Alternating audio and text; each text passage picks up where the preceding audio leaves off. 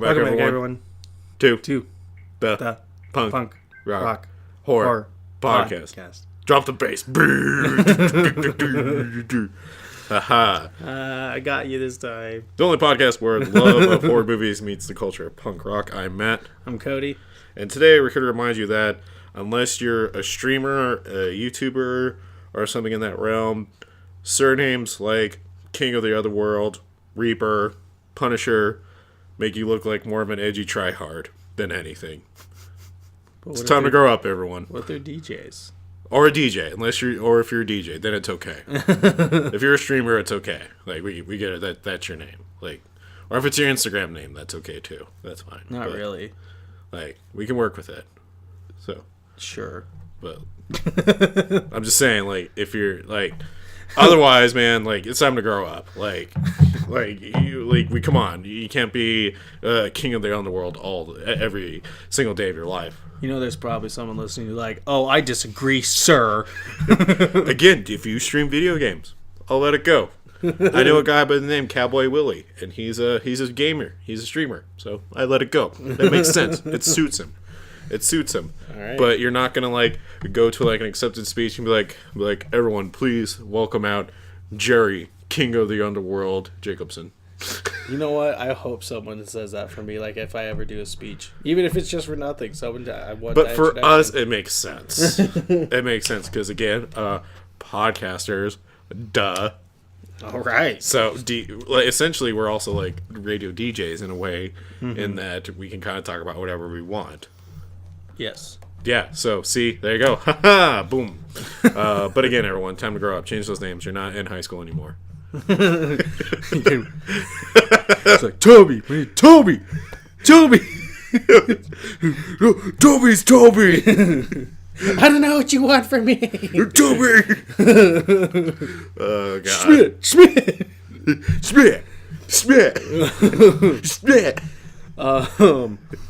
So again, we're recording from Gorehound's Playground up here in Fort Collins.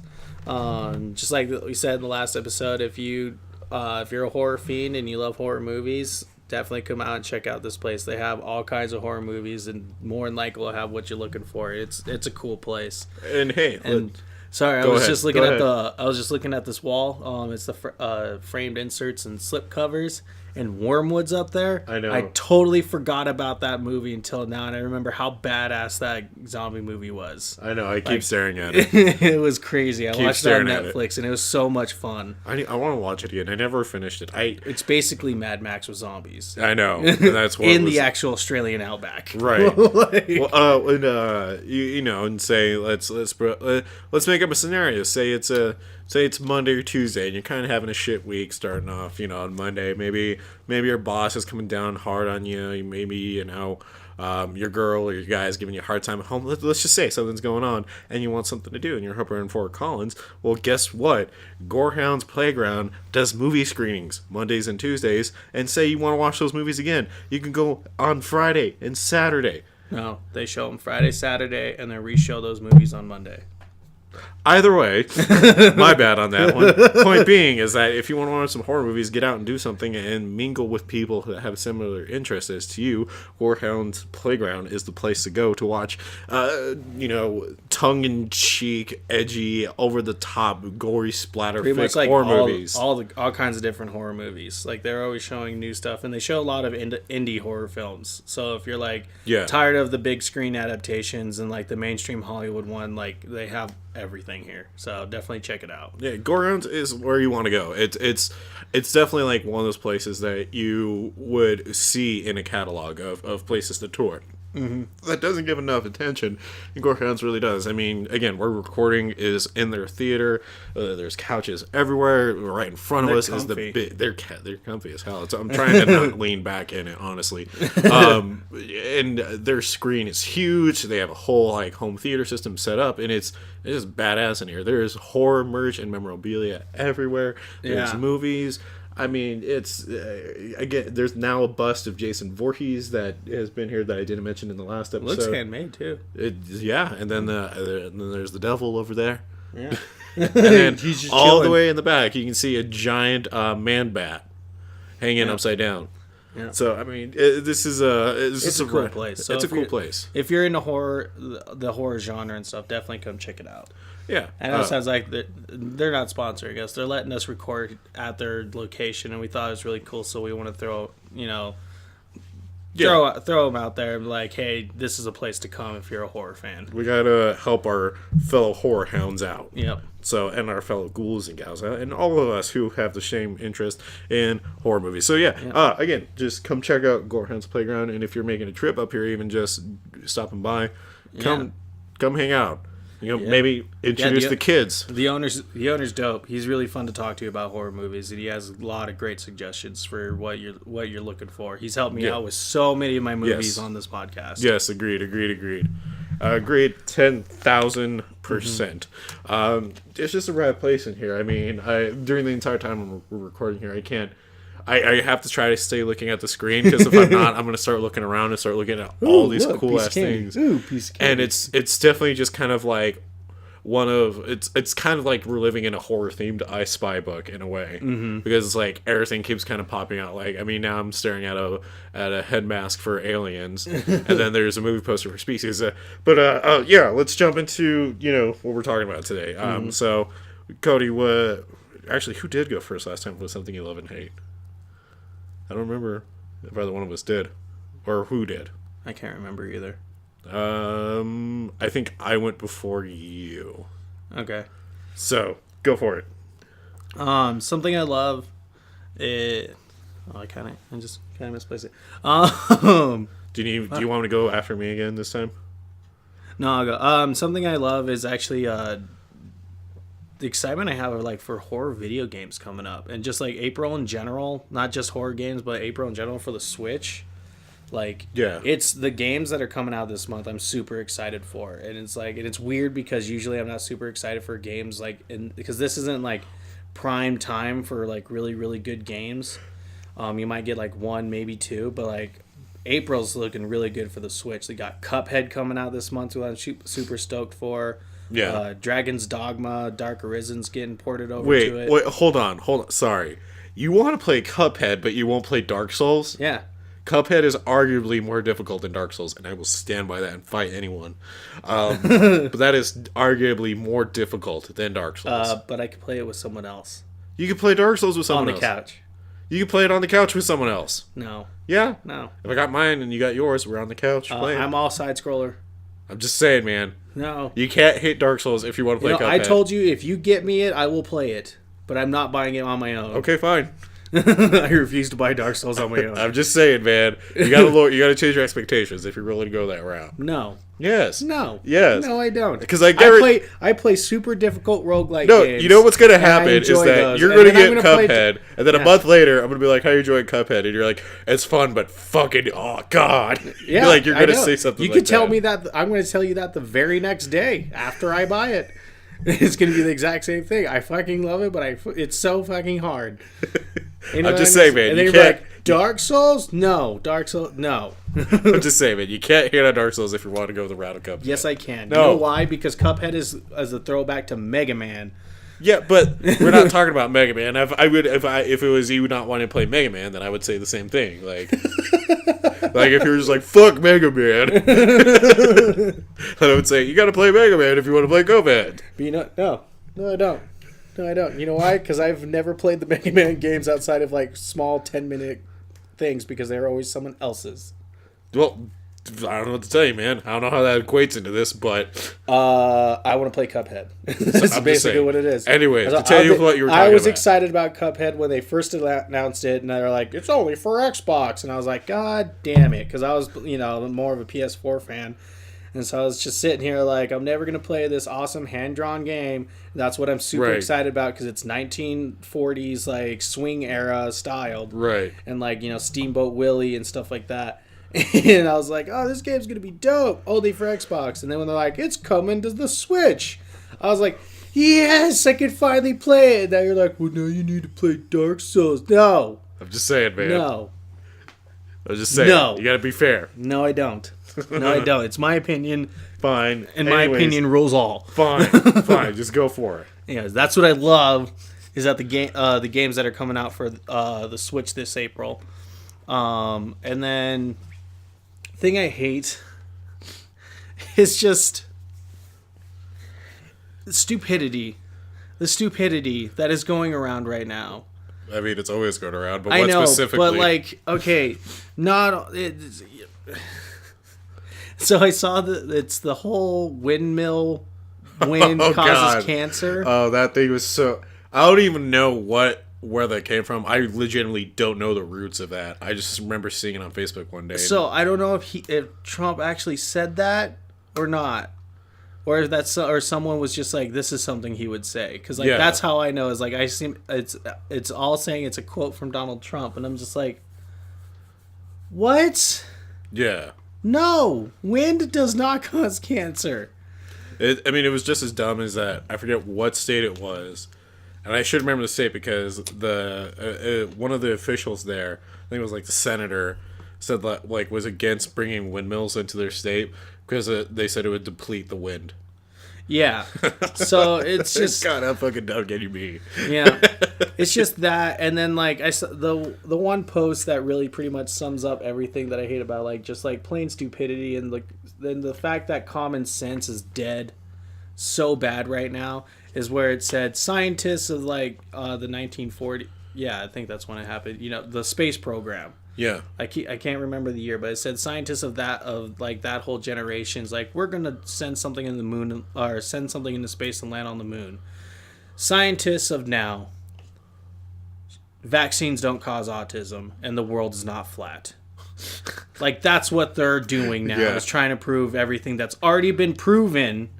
So they're trying to reprove it against people who have no scientific background, no true scientific background.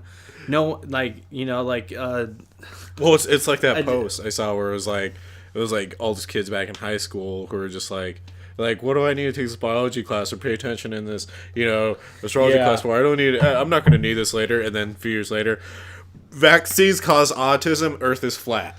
Yeah. Like that post pretty much sums it up. And like the thing that also like bugs the crap out of me is that, so I love my friend. I'm not gonna name drop him because I feel it's just rude in this text, mostly because like I'm kind of bashing him at the same time. I love him. We've been good friends for a really long time, and he's a great guy. He really is. But he's a flat earther, and he posted a question, or he posted, "Show me all your proof that the Earth is flat," and he had hundreds upon hundreds of comments of people trying to use scientific theory and everything to prove that the Earth is flat. And I'm just thinking, you're not a scientist, you're not a scientist, you're not a scientist, you're not a scientist, you're not a scientist, you're not a scientist. And it's just like, again, it just stems around, it's something that Dan Cummins said on his podcast about the flat earthers is like... Wait, sorry, I guess you lost me. So the people that commented were the ones supporting the world? Supporting it. Okay. I'm the one saying you're not a scientist. Sorry, I got confused. It's the one supporting that the Earth is flat. Got and they're it. trying to use all these theories and trying to use all this proof and stuff like that. And they said, and like one of them was like, the one true proof that the Earth is flat is horizons, and the fact that when you see boats coming to shore, you see the whole thing, not in blah blah blah. And I was like, have you actually seen a boat? I bet you're one of the landlocked people that just think about people coming over from the lake. Right. You know, from the other side of the lake. And it's like, if you watch a ship come to shore from the ocean, you see the mast first, and then you see the flags or whatever. Like, this is like talking about like boats, you know, like sailboats and whatnot. You see the mast, then you see the sail, and then you see the boat. Right. You don't see it all at once. Like, that's how it works. And the reason why it looks like you see it all at once is because the human eye can't see that fucking far. I mean, they're also probably the same people that think, like, rocks heal them, and really it's just a placebo effect of them wanting to get better. Mm-hmm. And because they want to get better, they feel the rock is doing it for them, but really it's just them tricking themselves. Yeah, but the quote, or the thing that Dan Cummins always says on his podcast is just, oh my god, I just had it, and it's pissing me off that I don't have it, about flat earthers. Here, I'll let me see if I can look it up for you. No, you can't. It's way back when. I'm gonna try. I'm not gonna give it up. But I don't know. I just can't. It just bothers me that it's 2019 and these are still things. And I know I feel like we keep rehashing these in our love and hates, but it's just one of those things that's just like it keeps coming up, keeps coming up, keeps coming up. at least in my feed, and that's like where I get most of my information. Because like when I have some downtime, yes, I'm one of those people that just looks at Facebook, but and then they don't do the research. Like actual research about it. Oh no, what he was talking about, now I remember, what he was talking about is like, of all the conspiracies that the government would actually, that could be true, that the government would actually want to cover up, why would the earth being flat be one of them? Why would that actually be something the Illuminati would like want to cover up? Right. What benefit do they get from it? Because when you think about the Illuminati and all these corporations and big governments, they want their conspiracies are for personal gain. What personal gain do they get that? Like, did they just like, you know what? It'd be a good lull, right? If we told everyone the Earth is actually round. It's just like, and also just again, we don't have the money to keep that conspiracy if it is the actual ice wall around the Earth. Again, around the Earth. Say it one more time for the people in the back. Yeah, around the Earth. Why would we want to spend like pretty much? There's not enough money in the entire world and not enough funding in the entire world to fund like the people to stand there and shoot the people that are like, I want to prove the Earth is flat. Like, why would that be the thing that the government wants to cover up? Right. No, it's. Again, I accepted flat earthers is because the fact of the matter is, at the end of the day, is as dumb as the idea behind it and the ideology is behind it, it's not really harmful as much as if you compare it to people who are anti-vaxxers or think that rocks heal them or stuff like that. Yeah. Or so that's the thing I hate, and like I said, I know we keep kind of rehashing that, but it's just one of those things where we're like, why does this keep coming up and why is it still a thing? I would like to think that people like us talking about it and ripping into it. I would hope so. Yeah. I mean, do you guys want us to move on from this? We can. Just tell us to get over it at some point, basically. And I will proudly say no to getting over it, but I will try not to talk about it as much. So it's kind of a compromise. Yeah, pretty much. That one I will compromise about, not the ducks. Fuck those ducks. Couldn't work on a shirt for that. All right, so then something I love and hate then.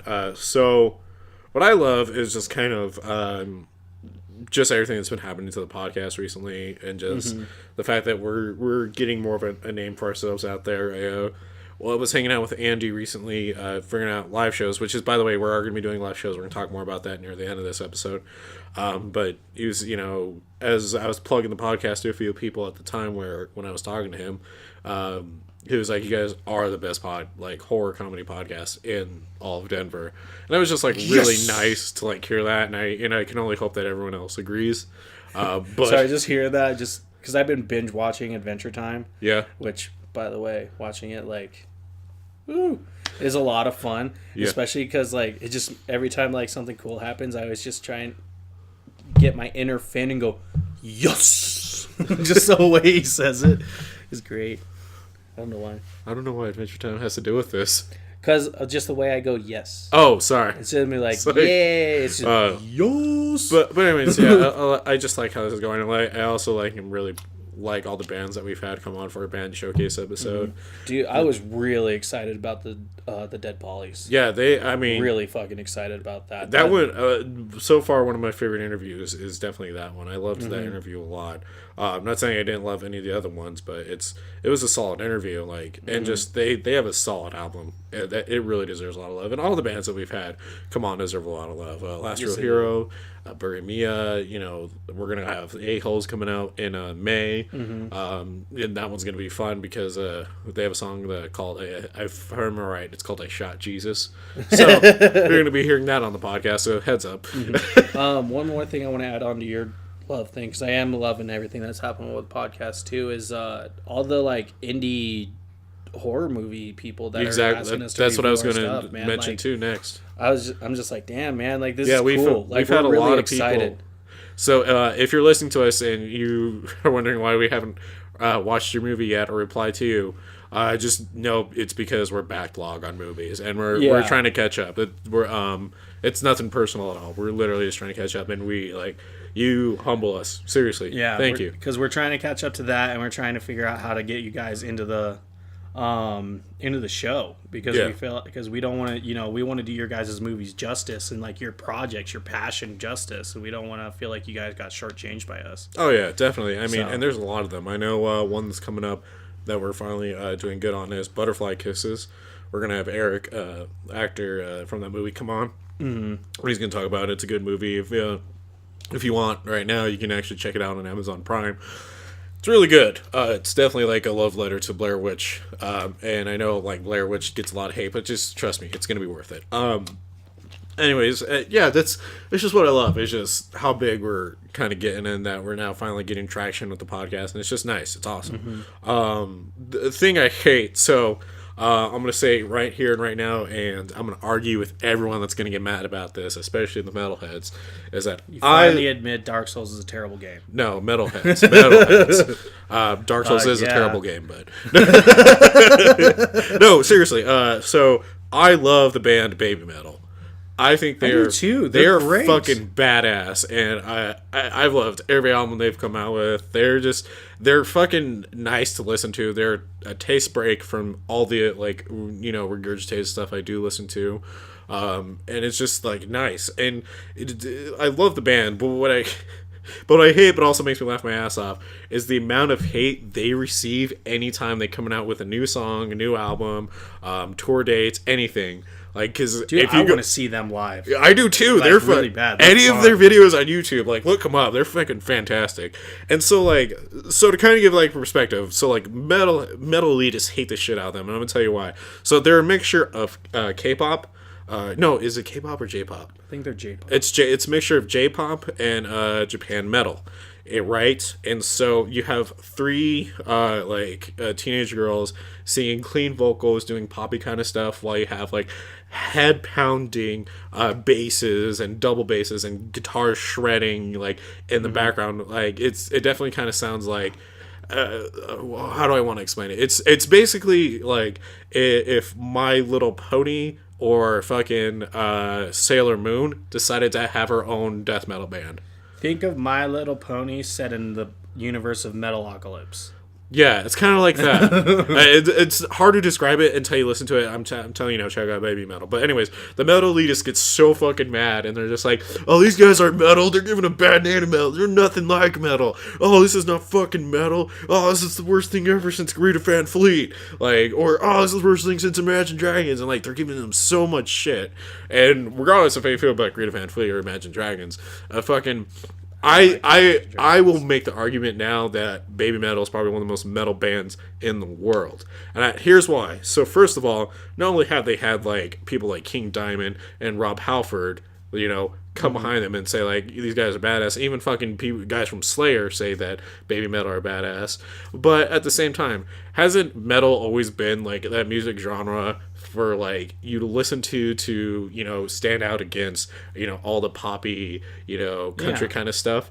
Yeah, it makes us pop into it. But the fact that this band is upsetting metal elitists is the most metal thing ever. And if you're getting upset that they exist, you need to grow the fuck up and accept the fact that Cannibal Corpse is amazing, but you're allowed to like other things too. Yeah. Like, it's just like... I don't know. I like Baby Metal. They're fucking awesome, dude. They're fun. They're a lot of fun. Like, and that's what I love about them, is that they bring a fun energy to it. Not saying that, like, bands like As I Lay Dying don't have, like, a good energy, but, like, it's not the same as Baby Metal. And they just get so much hate, and yet they sell out stadiums and fucking are phenomenal to watch live. And honestly, like, all of them take it serious. Even the teenage girls, like, that sing, like, Moa Metal and Moo Metal and I forget the other ones, but they fucking they choreograph all their dances. They're into it, and it's admirable how much talent is behind them. And so I kind of hate all the metal elitists who like to come down on them. I'm like, dude, they're fucking kids. Like, you want this whole genre to be accepting and loving of everyone, but you can't fucking accept Baby Metal. Like, I understand giving someone a hard time. It's one of those things where it's like, it's different. I don't like it. Yeah, but to go to the route of like, this is fucking awful. Yeah. Like, I'm going to say this right now. I like Baby Metal more than Tool. And that's going to make you mad. I agree. Guess what? Tool bores me. I think they're a fantastic band. I think they're amazingly talented. And I think they deserve all their praise. But they bore me. And I can say that. So, I know I'm going to piss a lot of people off. I don't consider Tool metal. They're more stoner rock to me. Well, they're like considered like stoner metal. Okay, then you can't hate baby metal if there's like an actual stoner metal subgenre. Yeah. Like, well, then at the same time, you also, if you were like into bands like Poison or Guns N' Roses or Motley Crue, you really can't hate baby metal. Shut the fuck up. Because that's basically the American version of it. Yeah, you need to get the fuck over yourself. Even though baby metal came after it. Yeah, but whatever. Either way, point being is, you didn't have a problem with like dudes like Dee Snider, dressing up in makeup and like pads for Twisted Sister. Why give a shit about, what three girls are doing, not kicking ass on the stage? Having fun on stage, giving a good show, putting out decent music. Like you want you want the metal community to be accepting and loving, then actually be accepting and loving. Yeah. Like, don't be a dick about it. I don't say punk rockers fucking are now. Right. Like, think about it. Like, punk rockers, that was a whole thing. They wanted to create a genre, like a place in a genre where people who like were outcasts can just feel loved and accepted and stuff. And they like, I will admit, like, there was a time where punk rocks was just like, they definitely went through that. This isn't true punk rock music. Yeah. The evolution of it into like Blink-182, Good Charlotte, like modern punk, pop punk. Yeah, those are pop punk. And yet they're still considered highly regarded as great punk rock bands. Yeah. So it's kind of like the same argument with that. It's like you can't if you're a punk rock elitist saying like, Blink-182 and Sum 41 and Good Charlotte are all garbage because they're not real punk. It's like, yes, they are. Yeah. Like, that's the same argument. I mean, you're allowed to have you can't really say, like, I will agree, Ramones is a better band, but better punk rock band than, like, Blink-182 because I feel like they're more actual punk. Right. But feel like you can't just shit on them just because they're not the style of punk you like. Right. Like, you can't say it's not real punk, just like you can't say baby metal isn't real metal. It's a genre of metal that some people like and get the fuck over it. Well, and to make this clear, because we got to jump into movie reviews, to end this, I'm not saying you can't, not like them. Of course you can not like the band. What I'm saying is, like, fucking just don't hate on them so hardcore. Like, get the fuck over it. Like, I mean, again, I said give them a hard time and whatnot, and if that's all you're doing, that's cool. But if you're trying to literally tear down a band and the fans that love them, get over yourself, man. Yeah. Like, it's not your world if, they're allowed... It doesn't truly affect you, so get over it. They're allowed to like it just as much as you're allowed to hate it. So, with that being said, we got movies to jump into today. Oh, sorry. Don't mean to, but like it just like kind of popped in my head when just talking about that. It was just kind of like our overarching thing, but the things that we love is like if it doesn't actually affect you, just shut up about it. Like if it doesn't hurt you, like, and it just for whatever reason, it kind of reminded me. I was about to say like like the anti-vaxxers. I was like, oh wait, that can actually hurt you. Yeah. If you're an anti-vaxxer, and it just reminded me how there's I forget which state, or at least a city, made it illegal to be an anti-vax family. Huh. Yeah, like it's illegal not to vaccinate your kids, and the parents could actually get fined and considered for child abuse for it. Well, it's about damn time. I already have it. No, I know. I was just pulling it up on my screen too, so it's easier to read. But yeah, so coming back from all of that, we're going to start our movie reviews. I did mine first last time. Oh, no, wait, I did mine last. I talked about so I'm doing my first this time. Because it was a Resi day. It was a Resi day. It was a very Resi episode. It was. So, to our movie reviews, we reviewed movies based off Mad Scientists, like what we talked about on Monday. It's like we do these things on purpose, even though you guys know our formula. So I did mine off of...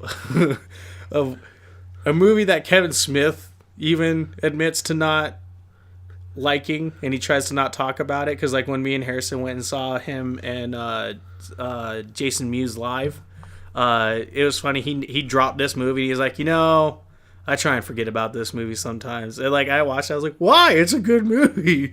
But I did Tusk. It came out. Sorry, it's a weird movie. It's great though.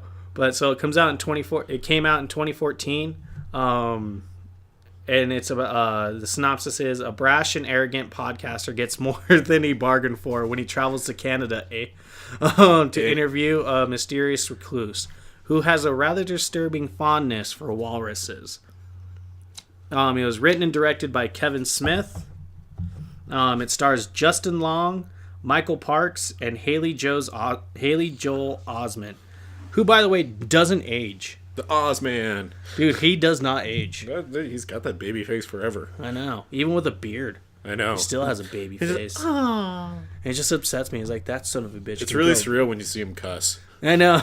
Well, like, to me, I was just like, that son of a bitch can grow a beard and I can't. Well, it's just kind of funny, though, when he cusses, because it's just like, I think, I'm like, I see dead people.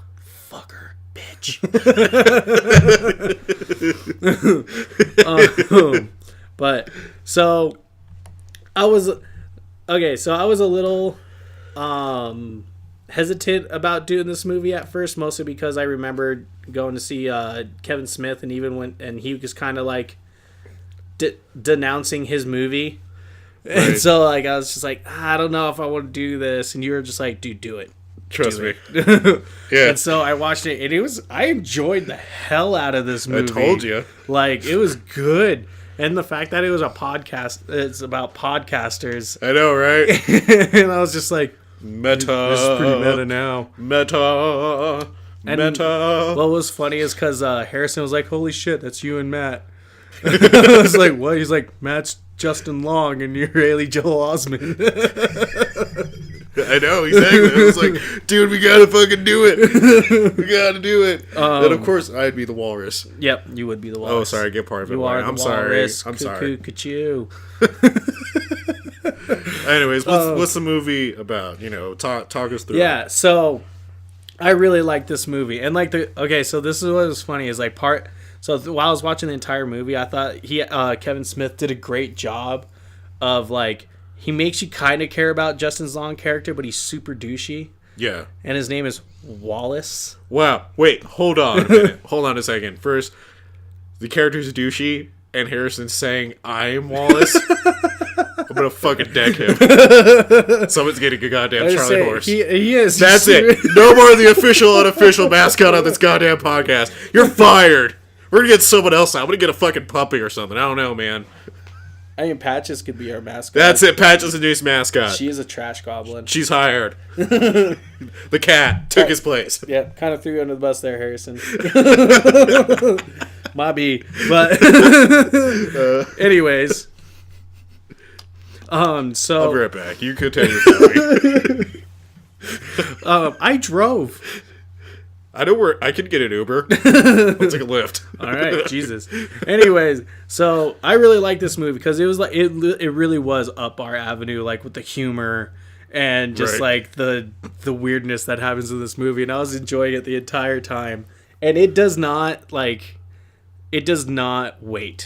Like, it just, like, jumps right into with all the weirdness and stuff like that. Right. And so, just to get you started, so when you get introduced to the characters, Justin Long and Haley Joel Osment run a podcast show called The Nazi Party, but it's spelled not C. So NOT -SEE. And it's really funny because at one point when they're trying to find when Justin Long goes missing, Haley Joel Osment and the girlfriend are like and Justin Long's girlfriend are trying to find him. And she calls the cops and she's like, yeah, he's a podcaster for the Nazi Party. And Haley Joel Osment's like, spell it. And the cop just hangs up on him like right away. And sorry, just small interruption. Everybody's James and Harrison walked in, and I totally just threw you under the bus. What? By the way, Harrison. Anyways, shh. But yeah, I just thought that was really funny. So the humor in it's really good. But like, so they established Justin Long as kind of a douchebag. Right. By the way he interacts with other characters, and the only time he gets like a verbal like comeuppance is when he first flies to Canada. It starts off with them watching a YouTube video of this kid in Canada playing with a samurai sword, and he cuts his own leg off. Right. And so Justin Long is going to go interview him for their podcast. Right. And so he lives in Canada, so when he gets to Canada, the TSA agent who's played by Harley from Epic Mealtimes. Like, they're just going at it with each other about, and it's just the greatest thing because, like, Justin Long's kind of shitting on Canada while Harley's shitting on the US. And so, like, Justin Long was just like, he says something, or he's like, oh, I always thought Canadians were, like, super nice and not so, like, sad or anything. He's like, no, that's you. He's like, what? Sadness is a product of the United States. Not here in Canada. We're optimistic. And he was like, what? And Harley points to a flag. It's a Canadian flag. He's like, look at that flag. What's it made of? He's like, that's the Canadian flag. He's like, that's right. It's red, white, and no blue. And I just lost my shit at that mark. I was like, you know, he's kind of right. Like, Canadians are super optimistic, and in the U.S. we're all very, very pessimistic people. So to all of our Canada listeners, we get it. Yeah, we understand. We enjoy you. Yeah. So that's just kind of the beginning. Then I thought Kevin Smith did a really good job with showing flashbacks of, like, before the trip to Canada, and like. So Justin Long's character, like, they never show how he was before the podcast. You only see him as when the podcast blew up, and it's a cool, like, thing about, like, the cool thing about it is, like, it talks about his character before, how he was super nerdy and humble, right, and, like, super sensitive, and that's why his, like, really attractive girlfriend, like, falls in love with him, and they make it a point to point out that she's super hot. Like, throughout the whole movie. Right.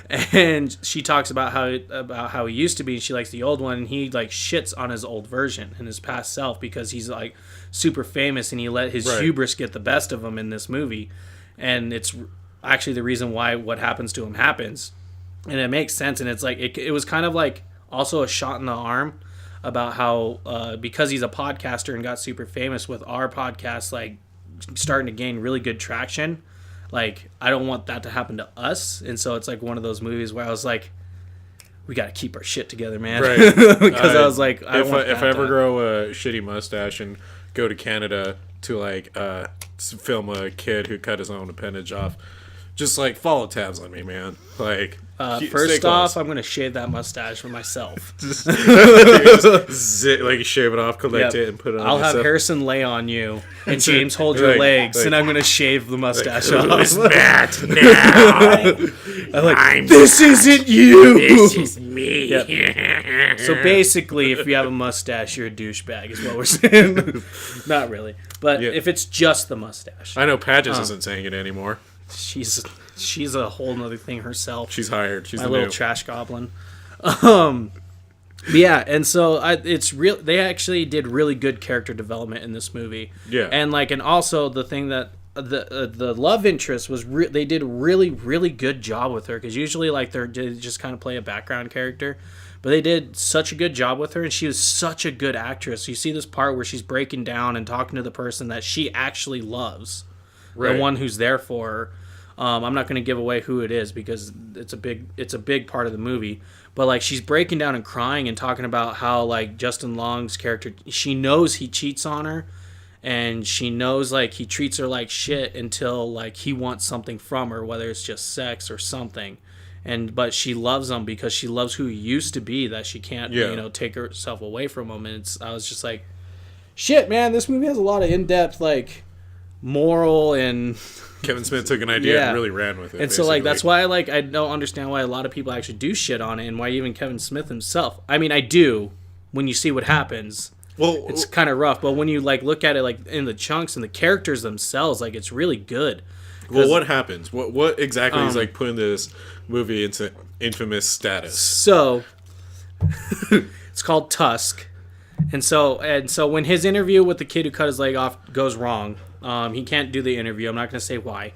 But he can't do the interview, and so he's at a Canadian pub, and he's being super douchey, just shitting all over Canada and everything. And he just the interactions he has an interaction with these and he finds this note saying that I'm a sailor, I have many stories to tell, and I'm just looking for someone to tell it. And Justin Long's character is like, oh shit, I run a podcast that's all about this. Like, I'm gonna go meet with this guy. So he gets in contact with him, gets his address. And he's talking to these girls at a gas station, and who, by the way, are played by Kevin Smith and Johnny Depp's daughters. Right. Like, I thought that was super cool. And they're shitting on him too, and it's really funny, their interaction with them, because one of them's like, they're just like shitting on him for being an American and stuff, right. and making fun of his mustache and stuff, and while he's shitting on them for being Canadian. And so he goes to this thing, and the guy starts telling, and he meets the old man, and he starts telling the story about how he was saved by a walrus named Mr. Tusk. Okay. And so he drugs Justin Long, and he calls him Mr. Tusk, and you're like, oh shit, like, what's going on? And so this guy's actually a serial killer who's also like really good with biology. He's a mad biologist, I should say. Yeah. And a mad doctor. And so you see him, and it just, this is all within the first like 15-20 minutes of the movie. Like, it just gets started right off the back. And I know it's going to be a spoiler, but it's a big part of the movie. But like, this is why it's famous, is he turns Justin Long into a human walrus. Yeah. And you see it. Well, I mean, holy shit. Like, well, and it's not really like the worst kind of spoiler, because it's not like this big twist. You know it's gonna happen. Well, and we have to touch on why he's a mad scientist anyways. Yeah. And so, and you're like, what the fuck? Like, you see Justin Long as the walrus, like straight up human walrus suit and everything. With kudos to like the walrus noises he makes the entire time too. I mean, and not cracking his ass up. Yeah, I know. And I will say, like, the visual effects for it, it's like, it's good. Like, it's pretty decent, like, for what it is. Like, I was just like, it was disturbing. And so the reason why the scientist went mad and became a serial killer and everything is because he tells you his backstory, and it's a very tragic backstory, and you feel for the guy, even though he's batshit crazy. But like, he talks about how he was raped when he was in Catholic school by not only just, a priest, by the other kids and nuns and everything. Like, he was just raped and tortured. And then he finally gets away, runs the United States, joins the Navy, and his naval ship crashes, and his safe haven was a walrus. Right. Like, he meets an actual walrus, and he names him Mr. Tusk, and the walrus like treats him nicely and everything. But then he gets hungry, and he ends up killing Mr. Tusk to survive. Right. And so his entire mission in life is to create a new Mr. Tusk, so he's not alone. Right. I mean, that's what you get until the ending. And the ending is just a trip. Not going to talk about that. It was so funny though. It's so fucking funny because again, just long as turned into a walrus. Yeah, and, like, it is a good chunk of the movie that he gets turned in like pretty early. End. Yeah, it's pretty early in the movie, but I definitely gotta say, like, give it, and it's funny. Like, there are some really funny parts, and then it gets deep, and then there's other funny parts, and then there's parts that you probably shouldn't laugh at, but you do laugh at. Like, everything of Justin Long as the walrus. Well, it's a very well disguised dark comedy movie. Yeah, it's really well disguised. So, that's all I'm gonna really say about it. Like, because everything, Johnny Depp's in it. He plays a detective that knows about the killer, and he describes how, like, why he's a serial killer, because the reason why he's mad is because he has to find the perfect subject. And he talked about how, like, what he would do is he would sew the people's arms to their sides like a wall, like a little, because they call what'd they call him? Oh, Flippers? They called him the first wife killer. Oh, okay. Because they asked if, like, the murders were ever sexual, and he was like, no. And Johnny Depp's character like, no. The entire time he's drinking too. Like, it's really funny. He pours like a flask of whiskey into a milkshake. And like, when they ask him questions, he's like, hold on, while he's drinking his milkshake. It's great. And it doesn't even look like Johnny Depp. But it's because of the big nose. But he talks about it. It's like, this is a really funny joke. I think it's more funnier to those who have been married once and divorced and married again, because you're like, it's called the first wife killer, and they're like, why the first wife killer? He's like, well, he cuts their tongues out So, and the fact that there's no sexual abuse, he's like, well, it's because with your first wife, they talk your ear off and you never get a word in, hence the missing tongue. Right. And no sex, hence why he doesn't sexually abuse. Because you never get laid in your first marriage. Again, dark comedy. I was like, ha yeah, no, I highly recommend this movie, especially if you're looking for something way off the wall. And it's dark comedy. It's a very dark comedy. I don't think Kevin Smith should disown this movie, even though he does. I think it's a fun movie. Yeah, I mean, if he wants to give us the rights, we'll be proud of it. Oh yeah, I mean, you know what you're getting into when you see the title called Tusk, and then he talks about a walrus. Like, you kind of know what you're getting into with this movie. So, yeah, I definitely think it's one of Kevin Smith's sleeper hit type movies. I'm also just happy to see Justin Long in movies. Yeah, I like too. Justin Long. I think Justin Long and Haley Joel Osment. I think he's such a great character because you want to pinch his cheeks the entire time. Every time he laughs and giggles, you're like, oh, you're so cute. Oh, secondhand lines all over again. So I highly recommend this movie. Definitely give it a watch. It's free on Netflix, so you have no reason not to watch it. And honestly, I know we said this a lot more in the beginning of the podcast, but it's definitely a good popcorn flick. Yeah. Until you see the walrus. Yeah. Your stomach might turn a little bit. It's pretty graphic.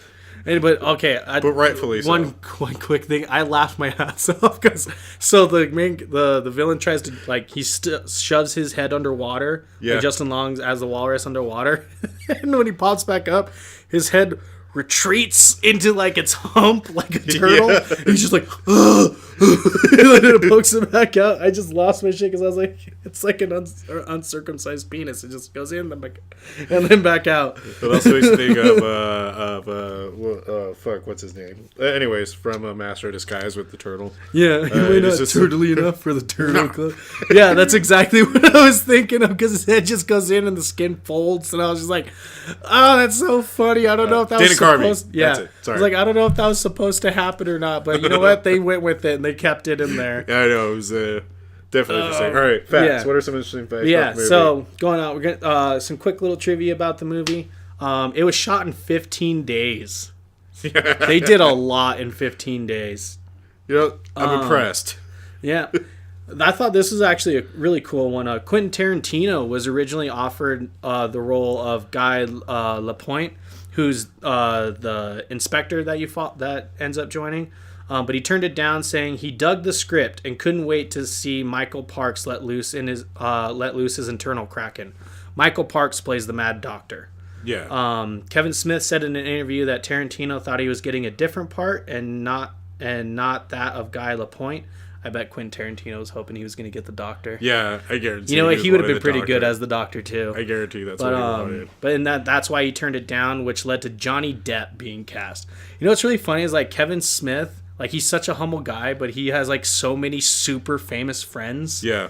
But no one ever talks about it. The thing that I like about it is he's super humble about it. He never brings it up. He doesn't want to shine light on them too. Bring more press towards them. And I feel like he really respects their privacy, which I love Kevin Smith, and he's one of my idols. Yeah. In the nerd community, and I love that about him. Right, I agree. And so this was actually originally supposed to be the first of Kevin Smith's Canada-based trilogy. The second was Yoga Hosers, which came out in 2016. And it was based on the Smodcast episode number 288.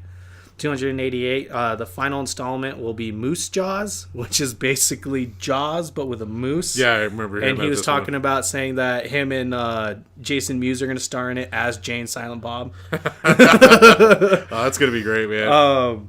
But yeah, and so I thought it was cool. One? Sorry. Well, I'm not. Sorry. Go ahead. My bad. What I like is that this movie actually came from a podcast, and at the very end of the movie, you actually hear the segment of the podcast that he talked about this movie in, which leads into Smith told his Twitter followers to tweet #WalrusYes or #WalrusNo if they wanted this movie to be made.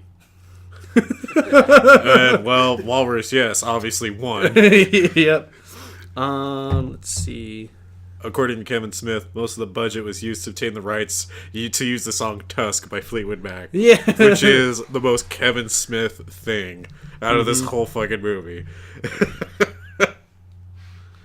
The post on Gumtree where a homeowner was offering a living situation free of charge if the lodger agrees to dress as a walrus was in fact a prank post by noted Brighton poet and prankster Chris Parkinson, a fan of Smith who hoped to get in touch with him. Kevin Smith eventually hired Parkinson as a producer. Oh, wow. Yeah, that's dope. Oh, man. So what I thought was also funny about this movie is that the theme of we're red and white and not blue is throughout the entire movie. You'll see it on posters and t-shirts in the background and everything, and I thought that was the funniest freaking thing. Of all things to be a continual theme through this movie, it was we're red and white and not blue. Oh. I thought it was so funny. That's the best.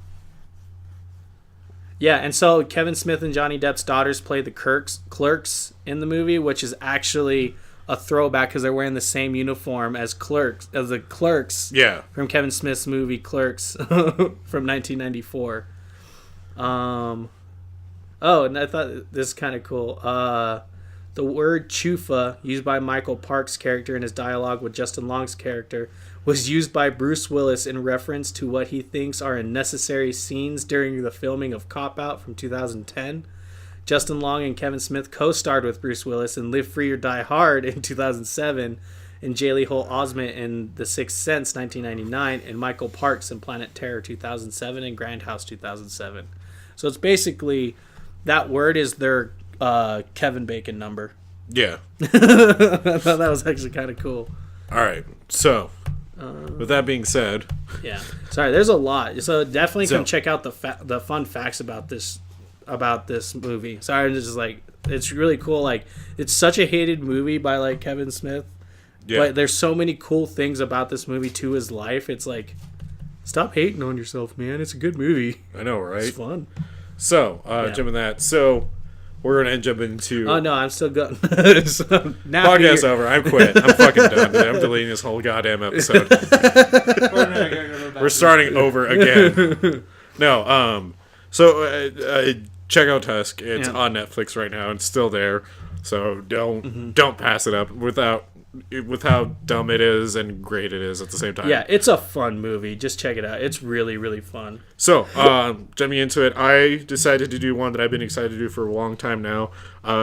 Re-Animator, which came out in 1985 and is also known as H.P. Lovecraft's classic tale of horror, Re-Animator. Directed by Stuart Gordon, written by H.P. Lovecraft, of course. Which, by the way, when are we ever going to do like a H.P. Lovecraft themed episode? Where, we've already done 2-3 movies that are basically dude. We've done a lot more than that. Has it? Yeah, we need to do an episode focusing on the myth, the legend, H.P. Lovecraft. Anyways, also written by Dennis Paoli. Stars Jeffrey Combs, Bruce Abbott, and Barbara Crampton. I know. I feel like this is a question to our listeners. Would you guys like us to dedicate like a whole month to H.P. Lovecraft? I mean, there's so many things because we could do. I would love to do that. Yeah. So if you guys would actually like us to dedicate a whole month to H.P. Lovecraft, like we'll do it. I mean, we're already gonna do an episode, but I feel like there's so much in it that we could dedicate a whole month. So let us know if you guys would like a H.P. Lovecraft month. Maybe October. We'll see. Yeah. Anyways, the premise is... Excuse me, I'm burping. After an odd new medical student arrives on campus, a dedicated local and his girlfriend become involved in bizarre experiments centering around the reanimation of dead tissue. So, as I've texted you about this movie, is that I arguably believe that this is the most perfect B-horror movie ever made. And that's also putting up against my favorites of Evil Dead. Like, this is right up there, and it's fantastic. So I'm gonna make this known right away. 5 out of 5 buckets of gore, like without a doubt. Like, because the movie, the way it starts out, I mean, it starts out with you walking in on Dr. West, who's the guy who creates the mad scientist who creates this concoction to bring dead tissue back to life, right? Yeah. And so you see the doctor he's working with, his face is all purple and blue and veiny, and like his eyes explode and burst out of his head, and it's gore everywhere. And so I was just like, yes, yes. You were already like, this is now my new favorite movie. Woo! This movie could end right now, and I'm good. Yeah, it shows the full thing, and it's just really impressive. And like speaking of impressive, like the acting throughout this movie is also really well done. I mean, you have like two versions of the acting. You have the acting that Barbara Crampton does, which is the very stereotypical like B movie, over the top, like Adam, what did you do to my father? Kind of stuff. And then you have the actor playing Dr. West, who really sells Dr. West really, really well. Yeah, like he does a really good job with it, like way more than I would expect in a B movie, and so it's getting a pro for that. And coming back to the practical effects, that they're all practical effects. There's no computer effects in this movie at all, and it's done so perfectly. There's one point in the movie where Dr. West decapitates the head of another doctor, and puts the head in a little bin, and the head comes back to life and starts talking, and it looks so real. I mean, you can obviously know what they're doing to make it come alive by the actor being under the table, but it looks so real, and the practical effects of, like this decapitated head talking to you is just really well done. Like, and I was really impressed by it. And so we see the movie play out, with, Dr. West coming to this new hospital because he was barred from the hospital in Sweden. It doesn't clearly say that, but that's basically what we're given as, is that he was barred. Mm-hmm. And so, you see Bruce Aber and Jeffrey Combs, Herbert West and Dan Kane move in together, and strange shit obviously starts happening as soon as, Dr. West moves in.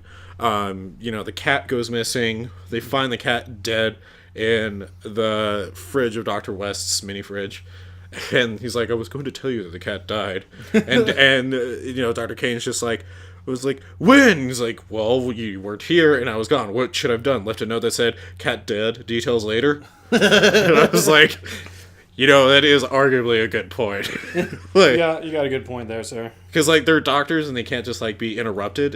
Vid-me or, surgery to be like, hey, your cat's dead, by the way. Yeah. So I was like, okay, that's solid. I like that. But when they, later on in the night, they try to bring the cat back to life, what Dr. West does, and, Dr. Kane wakes up to a loud screech from the undead cat coming back to life, and it's the funniest fucking scene ever.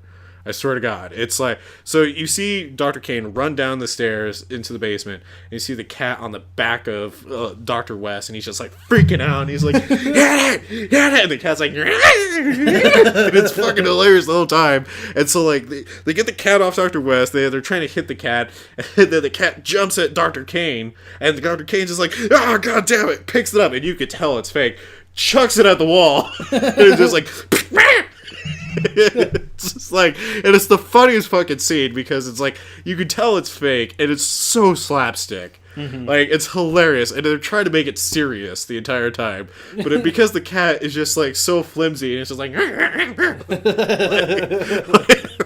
couldn't help but laugh my ass off. And so then follows the scene of them bringing the cat back to life, and it's all mashed together because it was hit with the baseball bat and thrown at the wall, and it's you see the scene, it's just a really unnerving scene, but it's also really well done effects wise. And then later on, Dr. Carl Hill, played by David Gale, ends up trying to steal the secret formula that Dr. West created to bring a dead Hedgie back to life.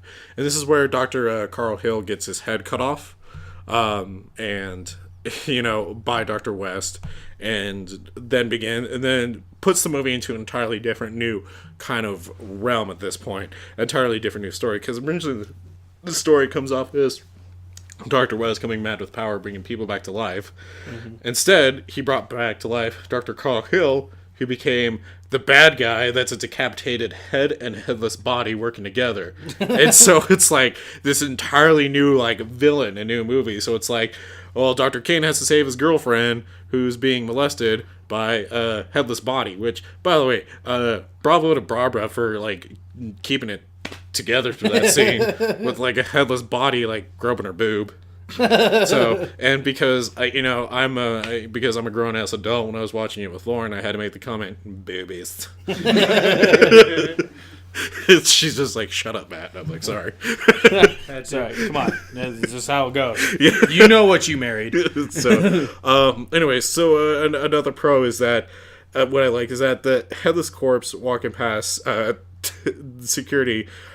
So it's not as much as a pro as that I loved it because it was such a gutsy thing to like keep in the movie because it obviously would never work. So the headless corpse of Dr. Coghill has to go to the hospital's morgue to get more blood and get more bodies so he can sustain his life and will achieve ultimate power, right? Yeah. So the headless corpse walks past security guarding the morgue, and the way they walk past is that they get like one of those anatomically correct head models that you would see like students use to like study, and he puts it on the headless corpse and you can tell like it's fake the entire time, and the security guard doesn't bat a fucking eye, like all. He probably looked at it, knew it was fake, and was just like, I don't get paid enough to. Well, and it's such an obvious scene that security would have obviously noticed, but it's so pure gold that I had to make it a pro because like it was such a gutsy move to keep it in there. So bravo for them pulling this Scooby Doo shit. If I was that security guard and I saw like a headless body with a fake head actually walking around, my first thought would be like, I don't get paid enough to do this. I'm gonna go work at Taco Bell. Fuck this shit. Big target hiring. College kids. So it's just so it's fucking funny, and kind of another thing before I want to point out before I go into my cons is that we kind of get introduced into mad scientists, not just one. So obviously, I've talked about Dr. West and his concoction, but Dr. Coghill is also trying to become this mad scientist by getting ultimate power, now being an undead mad scientist, basically. Yep. And so it's really revolutionary in that aspect of like sneaking in two villains at a time, especially for when it came out. I really enjoy that. So, but my cons though for it is like, so there's a point where like Dan's girlfriend, played by Barbara Crampton, was like, no, you shouldn't, was basically telling him like, you can't let Dr. West move in because Dr. West shows up to Dan's place out of nowhere, and she's like, I gotta go. I'm sure you and Dr. West have a lot to talk about with him moving in all of a sudden, maybe things you should discuss, basically saying, you need to tell this guy no to moving in and actually set up a day to talk to him. And instead, like, Dan takes the money, like rent money from Dr. West and lets him in. And I was like, dude. And now your cat's fucking dead. Yeah, like, good job. That's what happens, man. So that's a con because Dan's an idiot. And also, so I let a lot of shit go with the security guard, but this one I'm not going to let go. So there's a point where shit starts going crazy in the morgue, right? And when the decapitated body of Carl Hill is there. And so Carl Hill is fighting with Dr. Kane and Dr. West. And he takes like a head and throws the head out the door right past the security guard, hits the wall, and then the headless corpse follows soon afterwards, walking, and like the security guard doesn't freak out, he just stares, like all calm, and he's like not even fazed by it. And you can make the argument he was in shock, but I'm like, no, the way he stood there, it was like he was way too calm about it. Because if I had a headless corpse, he doesn't get paid enough to care. But even if you weren't paid enough to not care, if we had a headless corpse walk in right now, I'd freak the fuck out. Like, I know I've seen a lot of horror movies, but god damn it, that would freak me out. I'd be like, it's just another Sunday. It's just like, this isn't the weirdest but thing. But he doesn't freak out. I just feel like that was kind of like, I'd freak more out about a human walrus than a headless man. But there is no human walrus here. These are people coming back from the dead. That's the difference. And so I made that a con. The other thing, though, I have a lot of WTFs for this more normally than I normally would. And so one thing that Lauren pointed out when she was watching it with me is Dr. Halsey, Barbara's the guy playing Barbara's dad, right? Dies early on in the movie, and so he's laying dead on I forget that table that they work on, but anyways, fuck it. He's laying dead, and they're putting the injection of the serum into him to bring him back to life. And even though he's dead, you can still see him breathing. You can still see his like stomach moving up and down, breathing.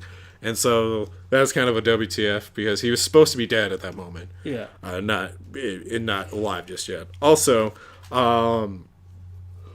So there's a point in this movie where, like, Dr. West, who, brings back the body of Dr. Carl Hill and the head of Dr. Carl Hill, the body grabs Dr. West by the head to knock him out and does, like, this very T-Rex arm way of, like, grabbing, and it's just like, eh!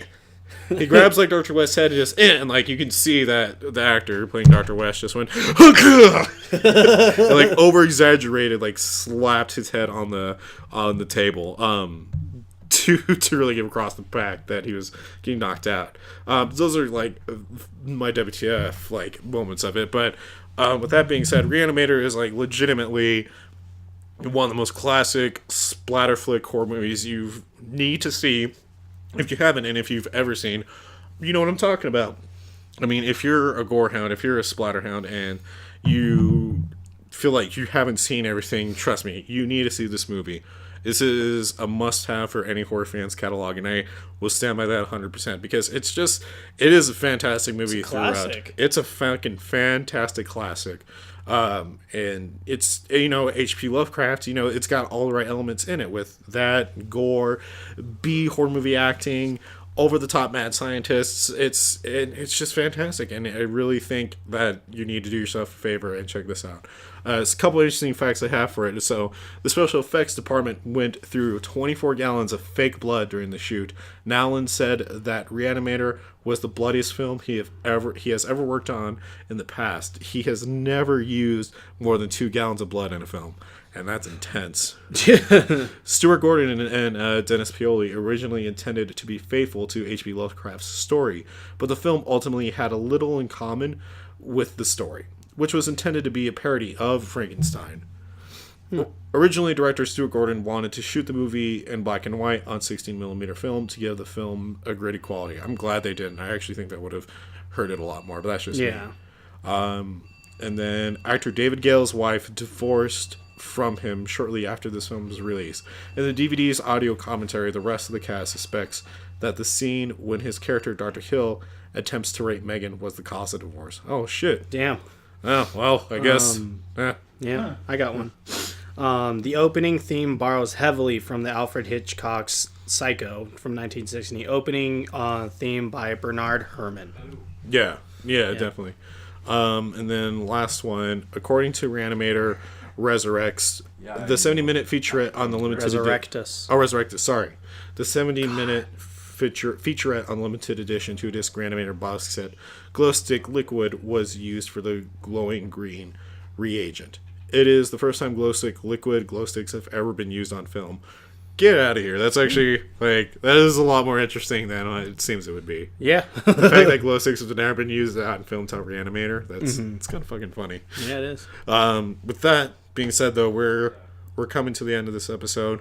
Yeah. So one thing we have to touch base on is we do have a live show coming up here down in Denver, over at the Inglewood Tavern. It's going to be a very underground, small venue kind of show. It's going to be coming out. We're going to be doing this in June.